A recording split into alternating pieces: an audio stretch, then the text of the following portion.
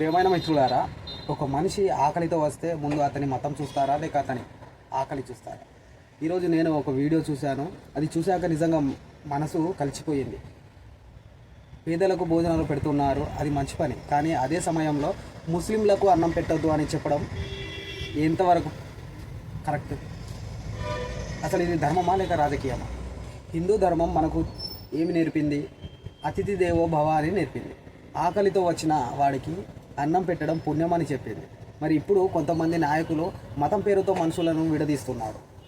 హిందువులారా, ఇకనైనా మేలుకోండి. మీ కోపాన్ని, మీ భక్తిని, మీ సెంటిమెంట్లను కొంతమంది రాజకీయాల కోసం వాడుకుంటున్నారు. ఒకసారి ఆలోచించండి. పేదరికానికి మతం ఉందా? ఆకలికి కులం ఉందా? ఒక పేద మనిషి భోజనం కోసం వస్తే అతను హిందువా ముస్లిమా అని అడగడం మానవత్వమేనా?